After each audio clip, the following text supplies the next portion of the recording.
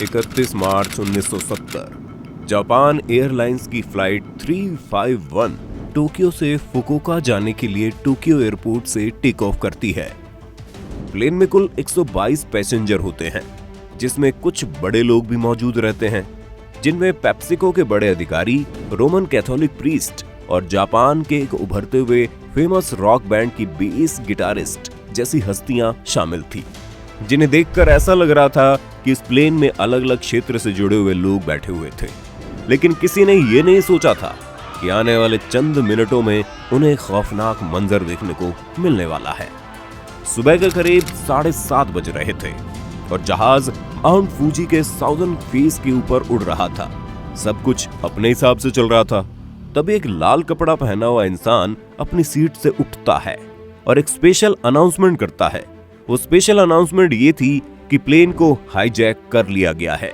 उस इंसान का नाम टाकामारो तामिया होता है, जिसकी उम्र करीब 27 साल की होती है। लेकिन उसके इस अनाउंसमेंट से किसी के ऊपर कोई असर नहीं होता, क्योंकि पैसेंजर्स को लगता है कि ये कोई मजाक है।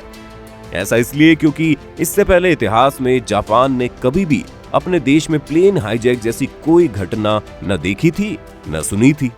लेकिन तभी वो इंसान अपने पास छिपी हुई तलवार बाहर निकालता है और लोगों को चीख चीख के कहने लगता है कि ये प्लेन हाईजैक हो चुका है। और तभी खौफ का एक दूसरा ही पहलू लोगों के सामने आता है, जब प्लेन में बैठे हुए 9 कॉलेज स्टूडेंट भी अपनी सीट से खड़े हो जाते हैं और उनके पास तलवार, छोटी पिस्टल और बॉम्ब देख लोग बुरी तरह से सहम जाते हैं। वो सारे स्टूडेंट्स टोक्यो और क्योटो यूनिवर्सिटी के स्टूडेंट्स होते हैं, जो खुद को कम्युनिस्ट रिवॉल्यूशन का हिस्सा बताते हैं और ये भी कि वो जापानीज रेड आर्मी के मेंबर हैं। अभी लोग खौफ को संभाले हुए थे कि रॉक बैंड की बेस प्लेयर भी एक तलवार निकालकर ये घोषित कर देती है कि वो भी इस हाईजैक का हिस्सा है। अब सारे पैसेंजर घबरा चुके थे। इसके बाद टाकामारो तामिया और उसके कुछ साथी पायलट तक पहुंचने के लिए उनके कैबिन के दरवाजे को तोड़ने लगते हैं और दरवाजा तोड़कर वो अंदर जाते हैं, जहां सबसे पहले कंट्रोल रूम से जुड़े सारे रेडियो सिग्नल को तोड़ दिया जाता है ताकि इस हाईजैक की कोई सूचना ना दे पाए। और उसके बाद वो पायलट पर यह दबाव बनाते हैं कि फ्लाइट को वो क्यूबा की तरफ ले चले, क्योंकि उनका मानना था कि उस समय क्यूबा में फैले हुए फिदेल कैस्ट्रो के कम्युनिज्म मूवमेंट से जुड़कर ही वो जापान में भी क्रांति ला सकेंगे। लेकिन पायलट ने उन्हें समझाया कि प्लेन में सिर्फ इतना ही फ्यूल है कि वो जापान के फुकुओका एयरपोर्ट तक ही जा सकते हैं। ये बात सुनकर उन्हें मजबूरन पायलट के कहे अनुसार फुकुओका एयरपोर्ट की तरफ जाना पड़ा। इसके बाद टाकामारो तामिया ने जापान के ट्रांसपोर्टेशन मिनिस्टर को फोन लगाया और उन्हें यह बताया कि उन्होंने इस प्लेन को हाईजैक कर लिया है। वो फुकुओका एयरपोर्ट पर उतरने वाले हैं, इसलिए अगर वो सारे यात्रियों को सुरक्षित रखना चाहते हैं तो एयरपोर्ट पर प्लेन में भरने के लिए फ्यूल का इंतजाम कर दें। इसके बाद ये मामला पूरे जापान में फैल जाता है और सब उस प्लेन की लाइव अपडेट लेने में व्यस्त हो जाते हैं।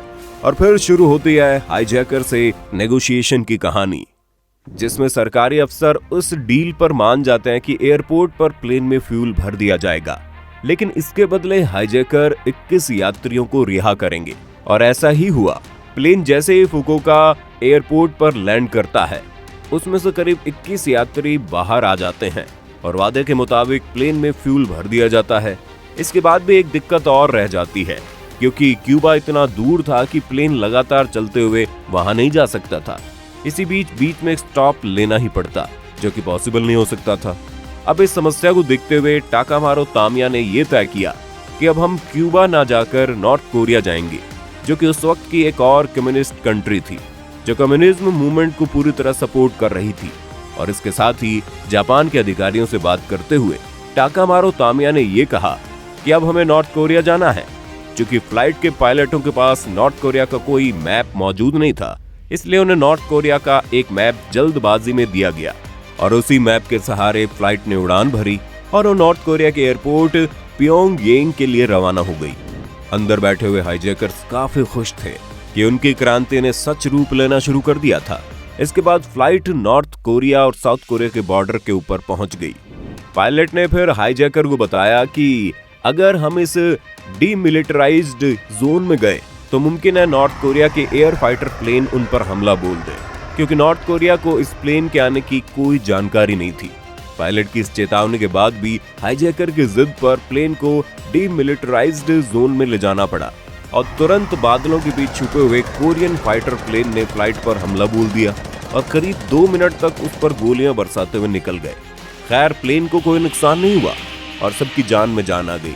लेकिन अब इसके बाद जो सबसे बड़ी समस्या थी वो ये कि पियोंगयांग एयरपोर्ट को ढूंढना, क्योंकि जो मैप था उसमें एयरपोर्ट का कोई नक्शा ही नहीं था।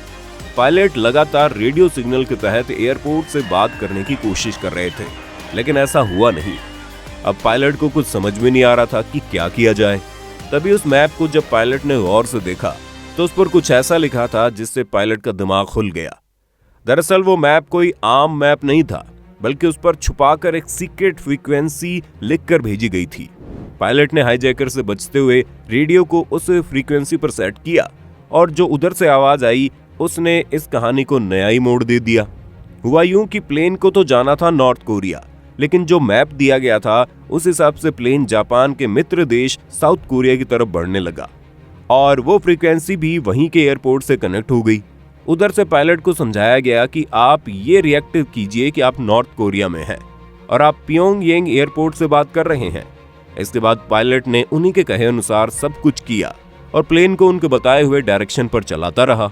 इधर साउथ कोरिया ने अपने एयरपोर्ट और अपने आसपास के इलाकों को ऐसा बना दिया कि उसे देखकर यही लग रहा था कि ये नॉर्थ कोरिया है।